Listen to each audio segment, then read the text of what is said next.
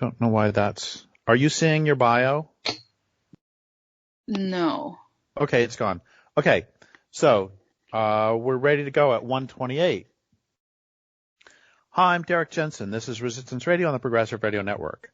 My guest today is Michelle Lute. Michelle is a conservation scientist and advocate with 15 years' experience in biodiversity conservation on public and private lands around the globe. She dedicates her professional life promoting human-wildlife coexistence through effective public engagement, equitable participatory processes, and evidence-based decision-making. She holds a PhD in wildlife management from Michigan State University, an MS in animal behavior and ecology from the University of Notre Dame, and a BS in geography and environmental science from Valparaiso University. So first off, thank you for your work in the world, and second, thank you for being on the program. Thanks so much. Happy to be here. So what's going on with wolves in Idaho? Well, that's a great question, and it's a sad answer. Wolves in Idaho, like Montana and a lot of other places, are under attack by politicians and their wolf-hating constituents, essentially. Idaho has just passed, and the governor has just signed legislation to reduce the population by 90%, trying to get it down to 150 wolves in the state. And Montana has also passed similar kinds of legislation to make killing of wolves very easy. Really what we're seeing is a return to bounty systems with people paying up to $1,500 for a dead wolf, and incentivizing trappers and killers to kill wolves by this legislation and these payments for killing. They're allowing wolves to be trapped, snared with leg hold or neck hold snares. They're allowing people to run down wolves with snow machines and four-wheelers. And so really it's no holds barred. The whole lethal arsenal is being pulled out to attack wolves, not just in Idaho, but in Montana and also in the Great Lakes in states like Wisconsin. So, we're seeing this return to a war on wolves that, has a really long history. If you've ever read anything about wolves, people will usually explain that, manifest destiny and, white settlement across North America wiped out wolves pretty effectively. And the use of poisons and traps were integral. So they're very indiscriminate, but you can put them out in the landscape. You can leave them. It doesn't require much work.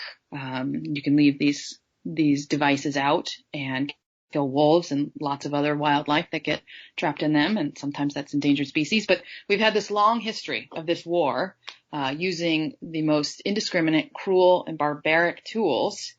And, the advent of the Endangered Species Act and modern conservation biology has seen a return of wolves to the historic landscapes that they used to be in and that they're integral to. And we thought, as conservationists and as citizens of the world, that we were moving in a good direction and helping wolves recover across their historic range. And now we're seeing all of that success, all of that effort, dedication for decades to bring wolves back, to reintroduce them to places like Yellowstone and Idaho and other places. All of that money, taxpayer dollars, used to fund these programs with the federal government and states helping bring wolves back. We're now seeing really the loss of all of that progress potentially with the legislation happening in Idaho and Montana. And it's really alarming to think that in 2021, this is the state of wolf management or conservation, and it's really scary.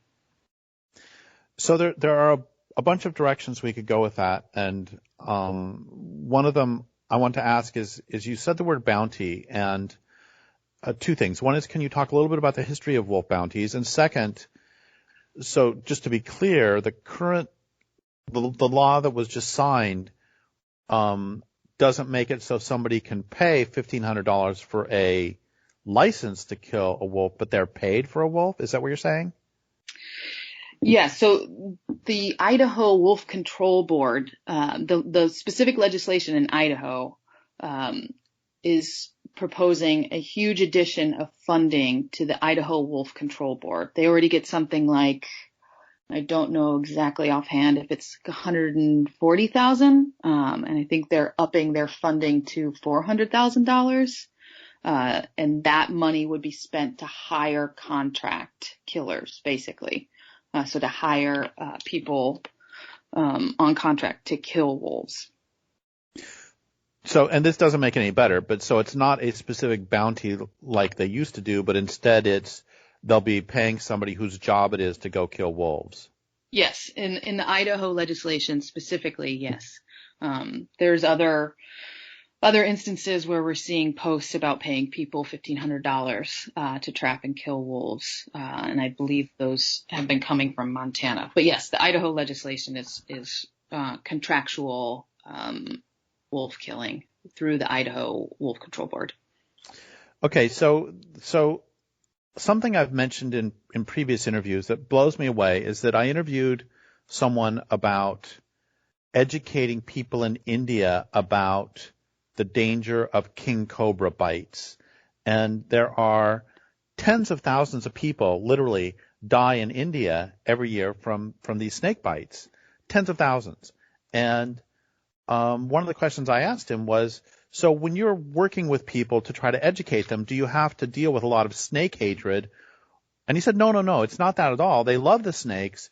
It's just we have to teach them to wear Wellingtons, to wear rubber boots when they walk through an irrigated field, so they don't accidentally step on a snake. It's purely technical.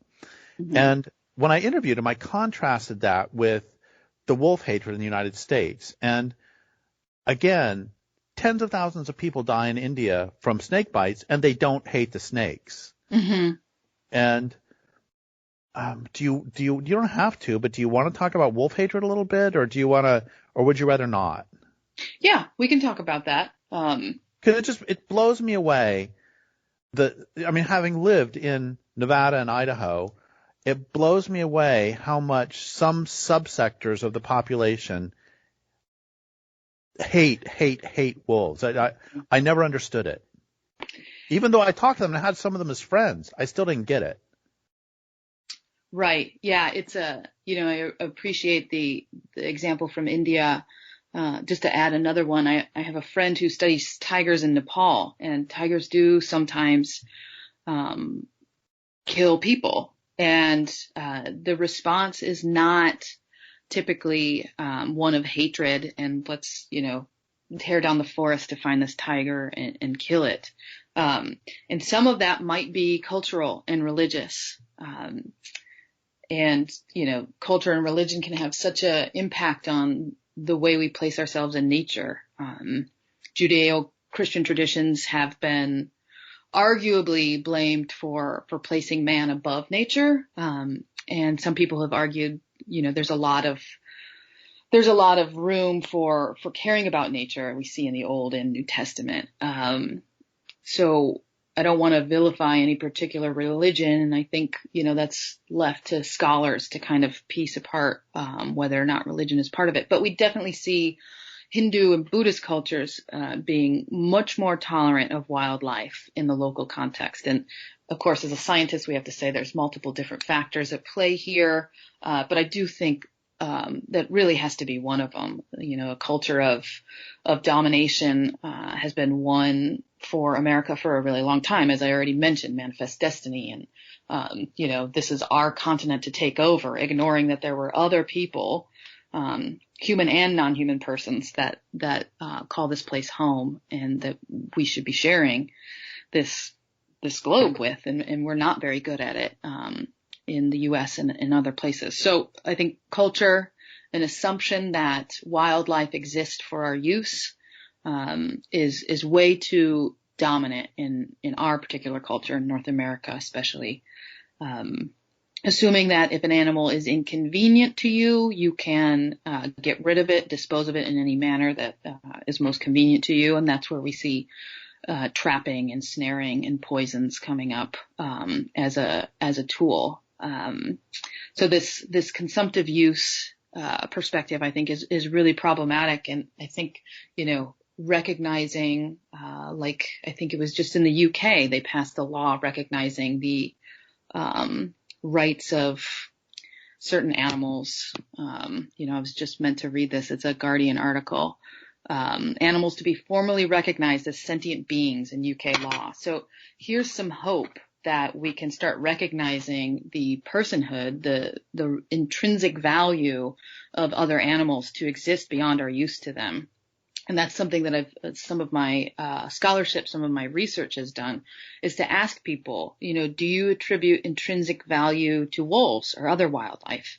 And intrinsic value is that value or right to exist beyond your use to anybody else. And so I ask lots of people in the Great Lakes, across America, do you attribute intrinsic value to wolves? And people predominantly say yes. And then the sticking point is to identify, okay, what uses or needs trump the intrinsic value of wolves? So, if they're threatening your livestock in an immediate situation, does protecting your livestock, trump the intrinsic value of wolves? Some people are going to say yes. Some people are going to say no. And so that gets at the heart of why different people conflict over wolf management. So I'm starting to take it in a different direction. We can talk more about that. But in terms of wolf hatred, what we're seeing happening in Idaho, Montana, I don't think these people, if you ask them, some of them might say, yeah, wolves have some intrinsic value, but I should be able to still kill them by any means that I want because there should really only be, 150 wolves in the state or 300 across the Northern Rocky ecosystem. And that is something that, I think that gets into the ecological role that wolves play. So I think for these people who hate wolves, whether or not they want them to go completely extinct or not, I think they just think the land exists for me. The land exists to raise elk. So that I can kill and eat elk. The land exists to be made completely cleansed of any sort of risk so that I can put livestock out for 8 months and not check on them. And I can have a cow calve somewhere unprotected and I don't have to check in on her. And I don't want, vulnerable calves around for wolves. And so that's this idea of convenience, that everything exists for our needs. And I think that's the root of the problem. I think a lot has been made about the big bad wolf myths, and that certainly has a role to play in why we think about wolves as so scary, even though they don't pose very many risks. As I mentioned, tigers sometimes kill people. Wolves don't kill people by and large. There's very, very few instances outside of rabid wolves that we have anything. There's very few instances in modern history. But mountain lions and tigers and bears do kill people sometimes. So our perceptions of risk and what we're willing to accept is also kind of inconsistent and strange. And I'm not saying we should vilify predators that do attack people. I think we have plenty of opportunity to keep ourselves safe. But in terms of the risk that wolves pose to livestock, it's also very low. And yet we make a huge deal of it. So in the past 3 years, wolves have killed on average something like 0.004% of Idaho's cattle and sheep. And, 40,000 cows each year in Idaho die from non-predator causes. That's weather, that's birthing complications, that's noxious weeds. That's all of these things that happen because cows are just put out on public lands or on vast landscapes and they're not attended to. And some of that's going to happen even if you have well-attended cows. And, I should also mention that I come from 3 generations of farmers. I am completely sympathetic to the agricultural perspective. My grandfather raised dairy cows and then beef cows later on. So I understand how hard that work is, and I don't want to vilify anybody. But we have this modern system where we put cows out on public lands and they're not attended to. And these public lands are also meeting the needs of outdoor recreationalists, meeting the needs of wildlife conservation. And so maybe we're asking too much of these multi-use landscapes, and we've got to figure out a better way to share in where these various uses occur. But again, I digress. So wolf hatred in Idaho also, I think, is a function of a mistrust of the federal government. So wolves are seen, because they were listed as an endangered species and thus protected on a federal level, they were seen as sort of what's been called government dogs, or just a way for the federal government to come in and tell people how a landscape should be managed, whether it's public or private. People are worried that if there's an endangered species on my land or on the public lands that I use, my rights are being infringed upon. And that's an unfortunate outcome of a long urban-rural divide that we've seen in North America and in the U.S. in particular. And so I think that explains a lot of the specific hatred that we see happening on a political landscape in places like Idaho, Montana, is that they've been, protected by the feds, and the feds are no good. They don't help us. So that's one of the other problems. And I'll stop there for at least a moment. Thank you for all that. And I know that in Washington State, there's a program where if someone has a cow, again, I want to emphasize on public lands, and this cow is killed by a wolf, I believe they get twice market value. And if they think it was killed by a wolf, but they can't prove it, then I think they get full market value. Is there a similar payment program in Idaho? That's a great question. And there's different payment programs, and I don't know offhand exactly how it works in Idaho. There's been a number of different compensation schemes in various different states for gray wolves and for Mexican gray wolves. And they vary by market value at the time of loss, market value at the time that you would be taking the cow to market in the fall. Those vary, and some of that funding has come and gone. So I'm not entirely sure specifically how it's happening in Idaho, but I would just note that compensation is sort of a Band-Aid put after the fact. And we've done scientific studies. Many of my colleagues have looked into how compensation schemes work and whether or not they increase tolerance for wolves on the landscape. And we've really found that they don't help, in part because they're just seen as this Band-Aid. The conflict has already happened. The rancher loses time dealing with this loss. The rancher loses time having, a federal agent come and investigate whether or not it's a wolf. Oftentimes, these cows are found much later after the fact, so the carcasses are not in the best condition to investigate whether or not it was a wolf. And, wolves and coyotes and all kinds of other critters will come and scavenge a carcass afterwards. So to prove that it's a particular animal, you have to have bite marks, teeth marks at the length that would suggest a wolf and not a coyote or any other animal. And those bite marks would have to have hemorrhaging that shows that the animal was alive and that those bite marks caused bleeding while the animal was alive.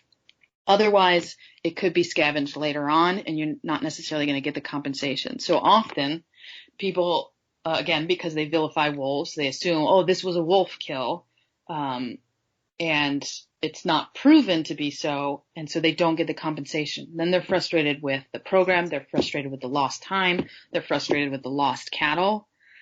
So all of these things mean compensation programs really don't work. They're a Band-Aid, they're, just an after-the-fact kind of thought. Really, that money should be spent on preventing conflict before it happens. We can talk about all the different tools available to prevent any sort of depredation, even though it's rare in the first place. There's lots of tools available in particular contexts, and that they vary by context, I should say. But there's another program or another possible kind of program, which is to pay for presence of wolves. So that also incentivizes sharing the landscape and truly coexisting with wildlife by paying ranchers for the number of wolves that exist in a place where they graze. And so that means everybody's incentivized to keep these animals alive on the ground and have as many as the habitat will sustain, and that money can be used to prevent any sort of livestock loss. So that's more of the win-win situation. I really wish we were seeing more pay-for-presence programs rather than compensation. There's a great example of that working where I live. I live in Crescent City, California, and back in the 70s and 80s, I believe it was, the Aleutian geese had dropped to, 600-700 geese, so to a very small number of geese. And when they would come through on their spring and fall migrations, the entire world's population of Aleutian geese would land on, I think, five ranches, 5 dairy farmer ranches, mm-hmm. and eat in their fields. And what the feds did is pay the ranchers for the hay that the geese would eat, and also let the ranchers, put their cows somewhere else for a little while. And it was a tremendous success where they ended up went from like 600 up to 30,000 in several years. And it, from my understanding, at that point, the ranchers didn't mind at all because, we can say that they're raising cattle, but really what they're doing is raising money. Mm-hmm. And, anyway, so that's a great idea. Yeah. Awesome. I want to go a different direction for a second. And you said that there's is it 1,500 wolves in Idaho? Yes, it's estimated. Yeah, the state agency estimates there's about 1,500 wolves in Idaho, and the legislation is targeting 90% of those wolves. What would you, even given the fact that Boise exists and that all these fairly big cities exist, and given the fact that the interstates exist and that there are cattle on the landscape and all that, what would you say? What would be your guess for a carrying capacity for Idaho for wolves?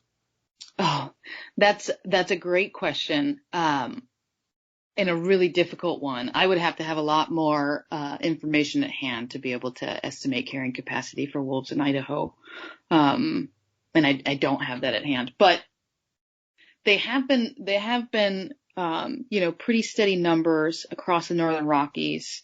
From 2011 to 2019, there's been estimated at least just under 5,000 wolves. Oh, no, have been killed.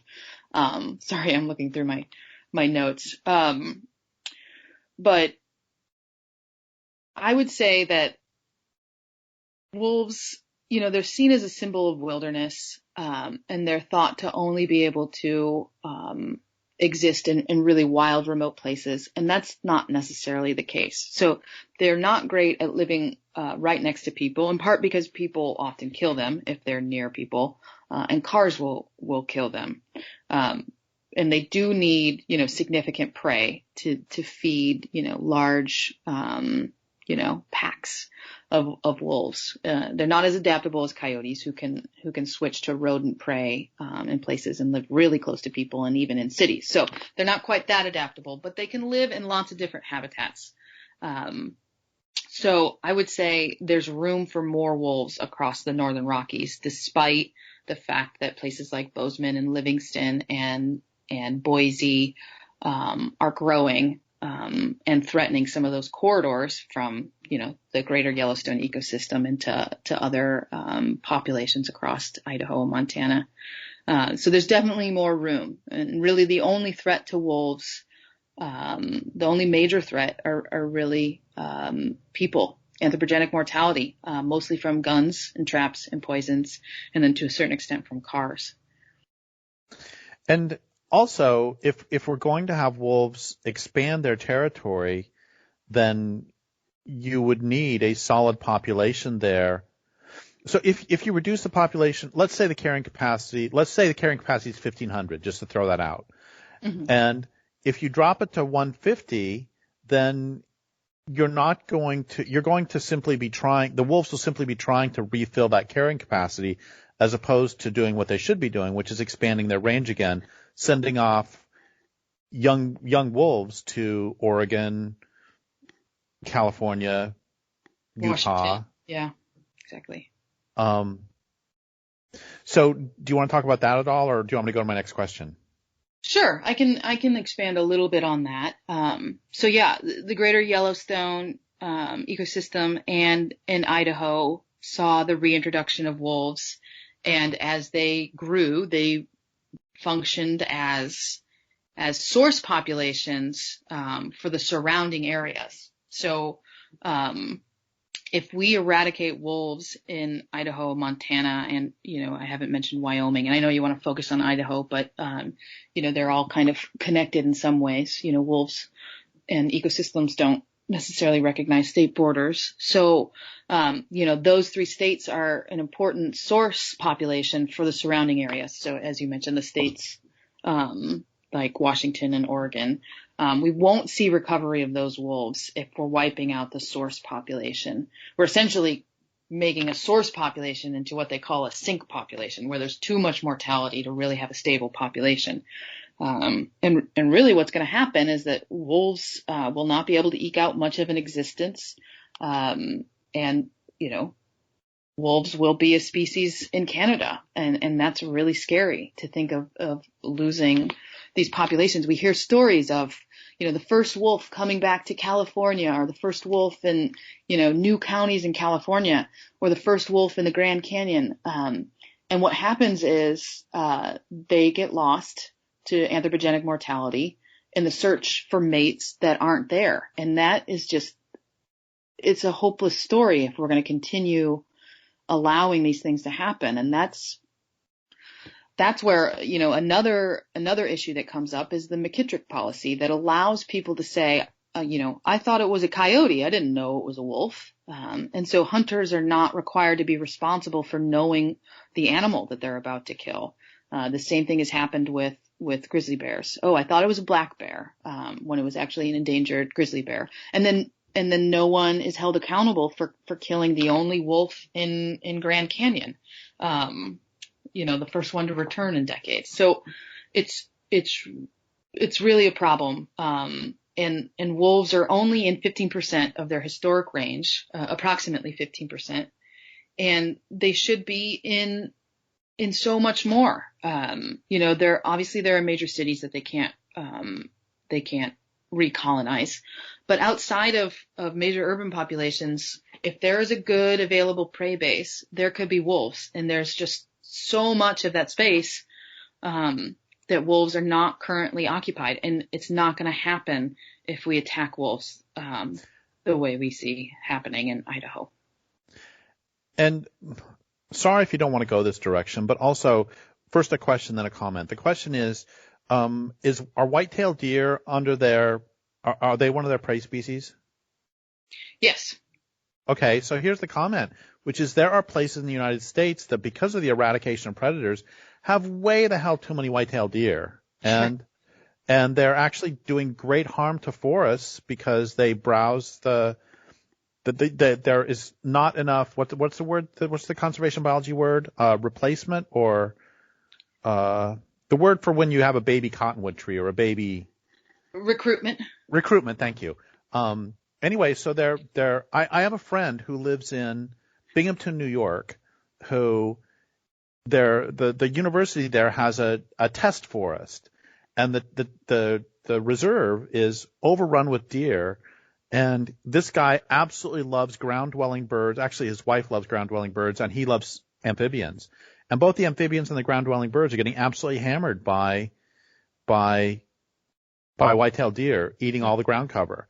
And he would be over the moon if wolves came back in.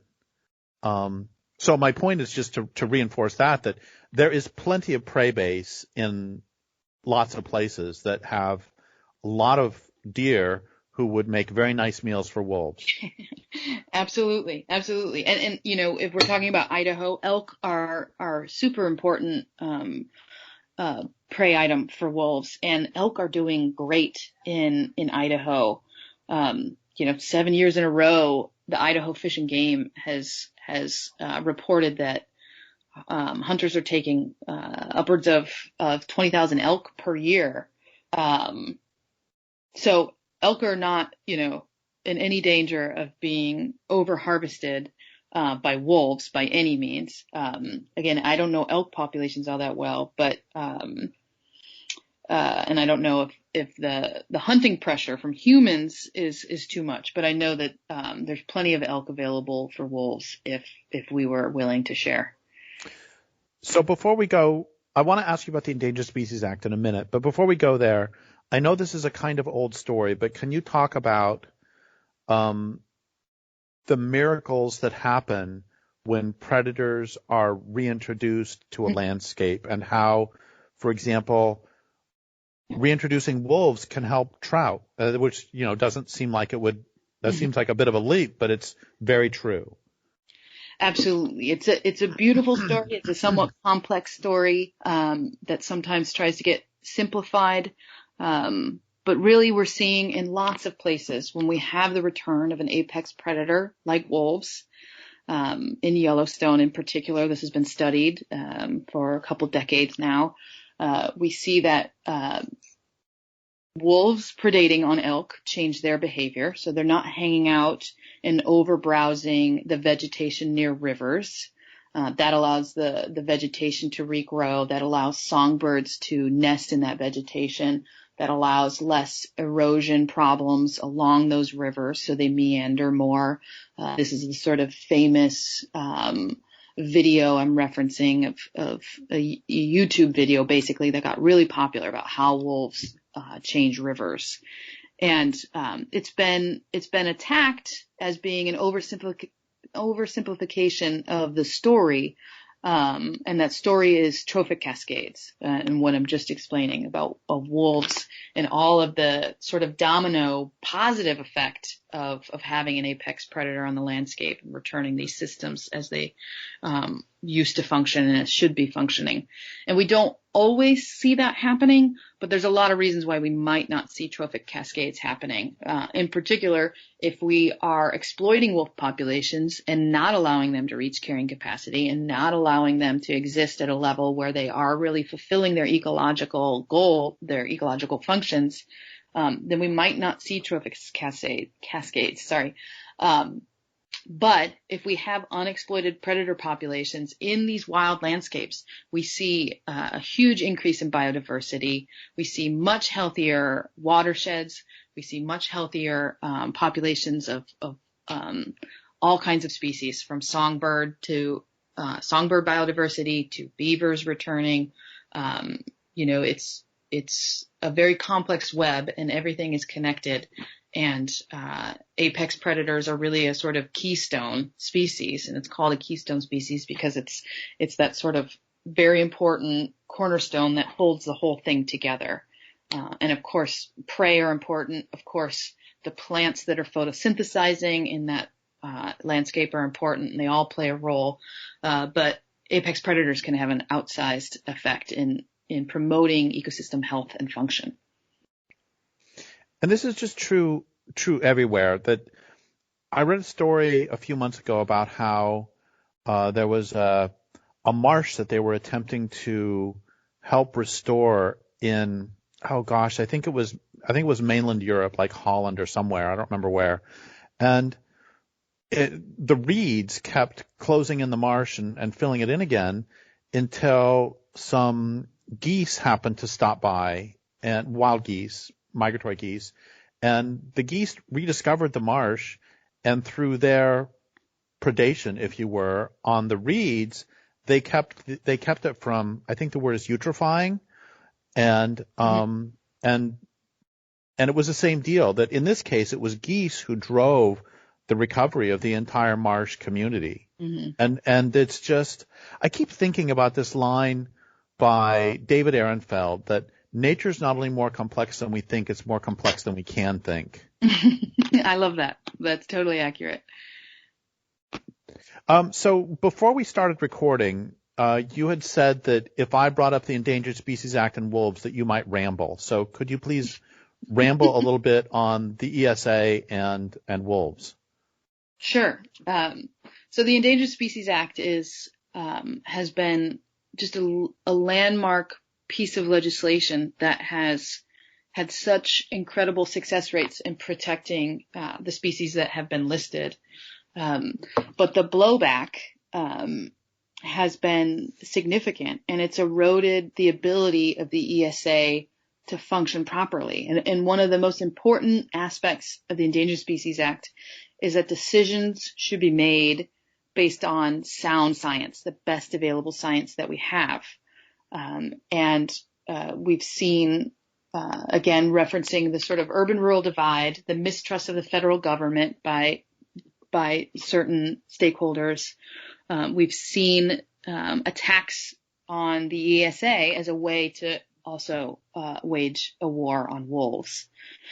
And so, one of the worst attacks on the ESA was to legislation to delist wolves, so to remove their ESA listing through legislation instead of through a decision through the Fish and Wildlife Service. And this was in 2011. It was a bargaining chip for Senator Tester in Montana to win his reelection bid, and basically fight off the challenge of an anti-wolf opponent that was running against him.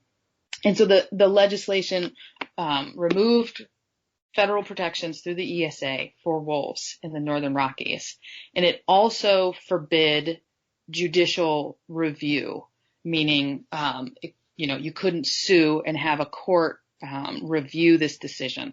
So basically, Congress decided wolves shouldn't be listed anymore, and they decided that through an appropriation in a federal budget bill that had to pass. It was such a sneaky move, and it had nothing to do with science. It had nothing to do with the recovery of wolves and that they were still recovering. And it's stopped science from being able to inform a decision about how we manage wolves.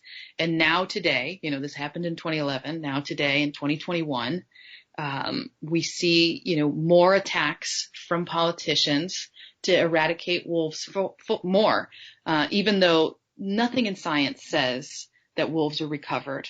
Another aspect of the ESA that's really important is that it calls for recovery of an endangered species in a significant portion of its historic range. And as I mentioned earlier, wolves are in not more than 15% of their historic range. So I'm not a math whiz. It's been a long time since I've taken calculus, but I don't know how you can interpret 15% to be a significant portion of anyone's historic range. If you only had 15% of your house available for you, I think you would say that's not significant enough. I need more of my house available to me. I can't have just a corner of the kitchen. I also need a bedroom and a bathroom and a living room, right?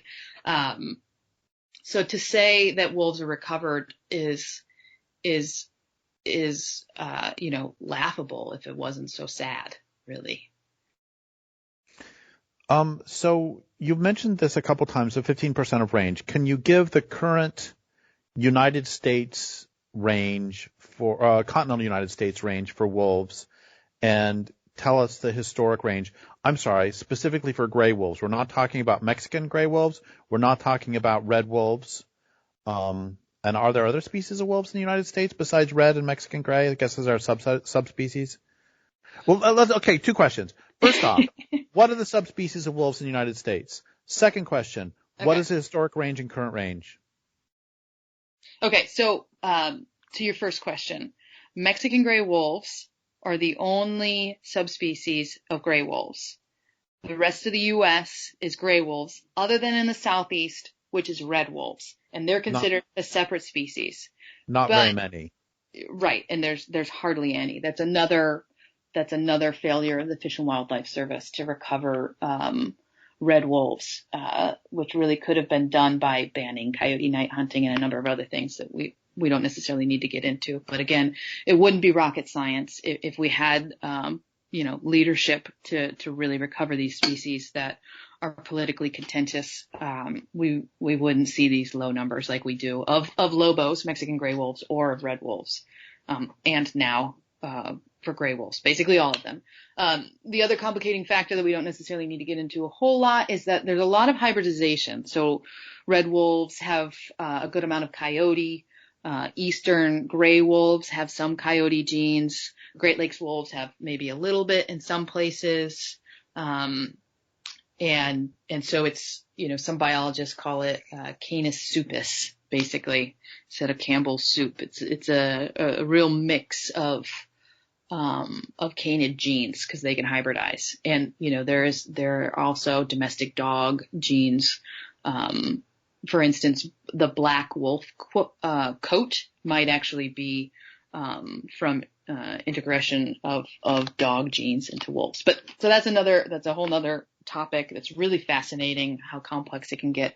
But that's basically it. There are gray wolves, and there are subspecies of Mexican gray wolves in the Southwest, and then there's a separate species of red wolves in the Southeast, until they do more research and somebody else makes an argument that red wolves are a subspecies or something, which, science gets new information and things can change. So our understanding of canid genetics might change the way we define species. And really the notion of species and the definition that they can't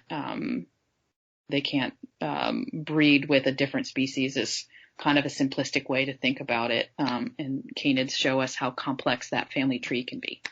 That could be really the belief that if they can interbreed, that makes them that they're still the same species. It's really harmful to wildlife conservation, because spotted owls, one of the threats to them is invasive barred owls with whom they interbreed. Mm-hmm. But they're still not spotted owls.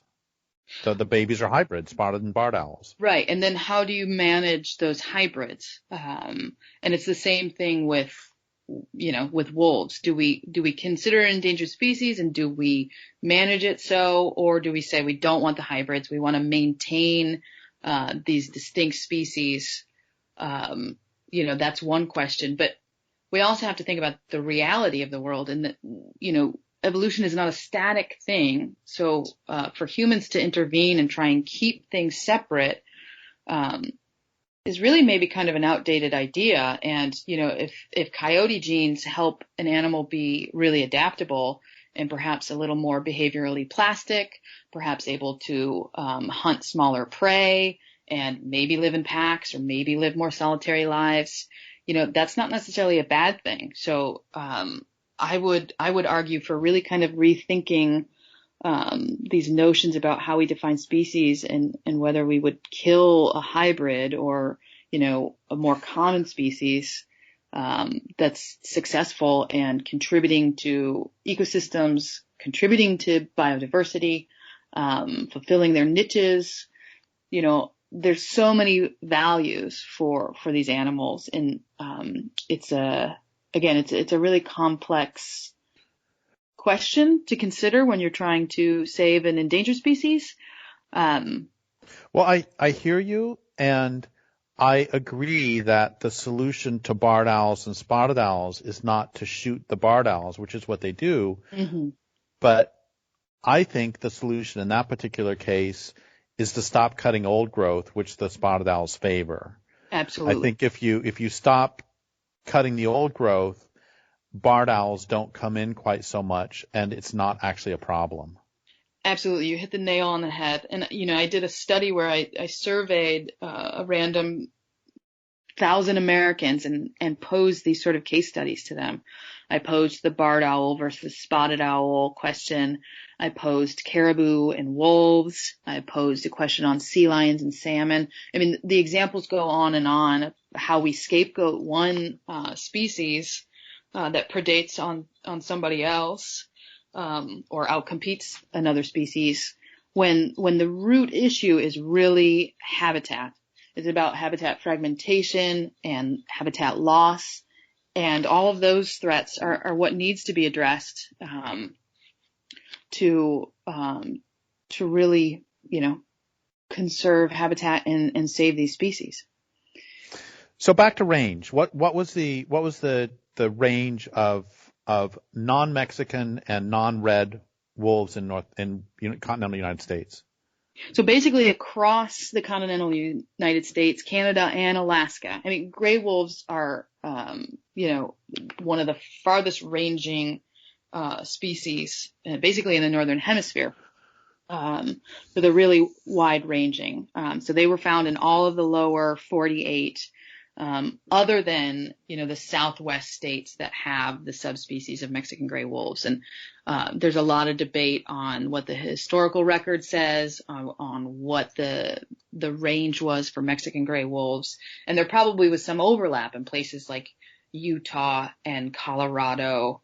But Mexican gray wolves were definitely, I shouldn't even say definitely, but they were likely mostly in Arizona, New Mexico, and then Mexico. I'm not sure whether their range is debated to have gone into California or not.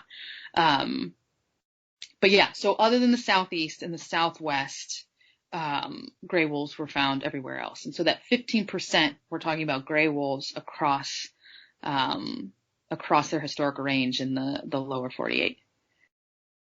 So what this means also is that they were adaptable to a multitude of biomes. They could be in forest, they could be in grassland, they could be in swamp. Is this true? Yes. Yeah, absolutely. And there's some research to suggest that the habitat that you grew up in, like many of us, we have an affinity towards that same habitat that you grew up in. So there could be culture, there could be personal tendency to stay in a habitat that you're most familiar with, that you grew up in, that you were raised in, and your parents, knew the prey species there, and so passed on that knowledge to you. We see culture happening, certain packs in Yellowstone. There's only one that can hunt bison. The rest focus on elk. Or other species. So we see that they have potentially an affinity for certain individuals will have an affinity for certain habitats. But really, wolves are not specialists. They're generalists. They don't need pure wilderness. They can live in lots of different habitats and are really adaptable. In the Great Lakes, for instance, beavers are a huge part of their diet. So we see a lot of variability in the behavior and habitat preferences of wolves. So I'm going to ask a really silly question, and then I'm going to ask a wind-down question. Okay. The silly question is, do they ever eat fish? How about salmon? How about in a salmon area, if there's dead salmon on the stream, would they scavenge them? Yes. Yeah, and we see that a lot. There's a pretty famous wolf population in, I think it's British Columbia I think it's British Columbia, and there might also be populations in Alaska too that are known for their fishing ability. Oh, that's right. I think I saw a video about them.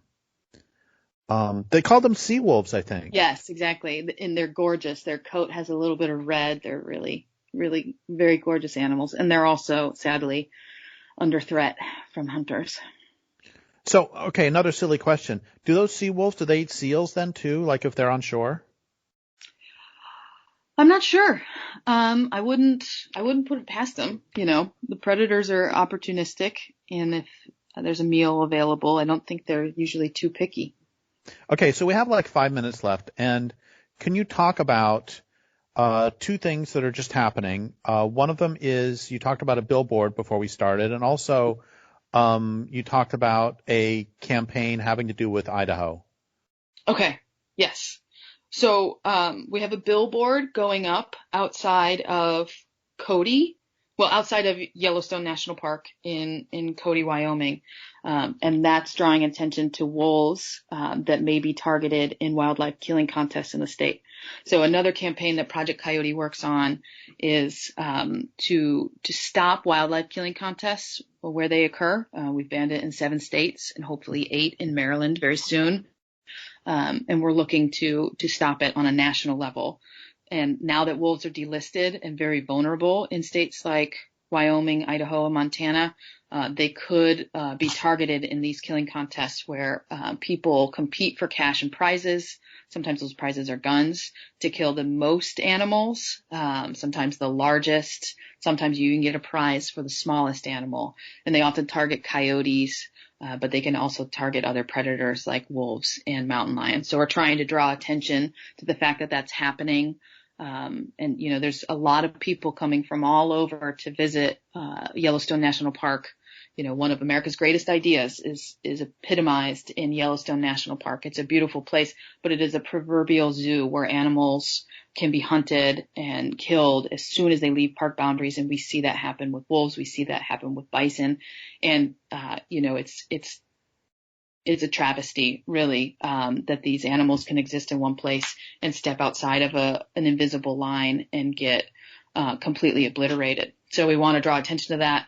We have a billboard to let people know that these beautiful wolves that you see in the park are not safe as soon as they step outside the park, and that a place that you're giving money like Wyoming and also Idaho, this applies, the money that you're giving to go there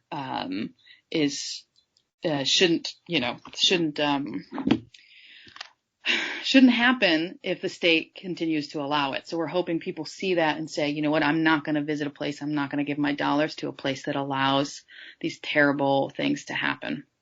And so the other thing that we're doing is we've got a petition dedicated to Secretary Interior Deb Haaland and the Fish and Wildlife Service, going to Martha Williams, the Deputy Director of the Fish and Wildlife Service, asking them to please listen to the scientist sign-on letter that I and many of Project Coyote's Science Advisory Board members signed. A total of 115 scientists signed this letter saying, protect the ESA, protect wolves, make decisions about wolves based on science, and the science says they're not recovered. So we've sent that letter, and now we have a petition where people can say, please, Deb Haaland, please, Martha Williams, listen to the scientists that are saying wolves are not recovered and intervene and relist wolves. So we've got that petition. We've got the billboard. We're also doing a ton of work every day in Wisconsin to help protect wolves and stop coyote killing contests there, or wildlife killing contests. So a ton of work. So I would just ask people to check out projectcoyote.org and see everything that we're doing, sign the petition, share it with your friends, tell people about what's happening so that we can expose this, so that we can tell Idaho and Montana and Wyoming and Wisconsin that the world is watching. They want wolves, and they are not going to visit if these sort of tragic war on wolves continues. That's all really great. Thank you for that. Is there anything else you want to say before we sign off? I guess I would say, part of the problem, one thing that I haven't said yet is that states currently can't be trusted to manage wolves because of the level of politics that occurs there, and because science isn't being considered. So America's wildlife management on the state level is a failed state, really. A failed state is a political body that's disintegrated to the point where it's not meeting its responsibilities as a government. It's not functioning properly. And state wildlife agencies, particularly in the Northern Rockies, are failing. They have a long history of failure, and they do not meet the basic public trust responsibilities to conserve wildlife. That's why we keep returning to this. That's why conservationists keep saying wolves have to be federally protected, because states are not going to do their job. Well, thank you so much for all that, and thank you for your work in the world. And I would like to thank listeners for listening. My guest today has been Michelle Lute. This is Derrick Jensen for Resistance Radio on the Progressive Radio Network. Thanks so much. You're fabulous. That was so good. Oh, thank you. Yeah, that was really great. I'm glad that it felt like it went well, and I didn't ramble too much. No, it's great. This is absolutely fabulous. Is there any other subject you'd want to do an interview on again at sometime in the future? I mean, you're just so articulate on this. Are there other issues you work on that you want to talk about? Oh, absolutely. I mean, we could talk about wildlife killing contests. We could talk about wildlife governance reform, which is sort of the last point that I made about state agencies. There's so much that we can be doing to be reforming things on the state level. And there's lots of potential actions for your listeners to think about in terms of what they can do in their own home state. That would be huge for not just wolves if they have them, but all kinds of wildlife. It would change really, wildlife conservation on a fundamental level. So wildlife killing contests is one, wildlife governance reform on a state level across the country is another. I'm sure there's more, all kinds of stuff on coexisting with coyotes. Okay. Well, let's do that. Why don't, if you don't mind, send me a note with those topics, and we'll start setting it up. Excellent. Thank you. Okay. Well, thanks. I'm going to go because there are literally bears down on my porch that I need to go say hi to. Okay. Awesome. Yeah, it's a mother and two babies. They're very friendly. Anyway, so I will. I'm stopping.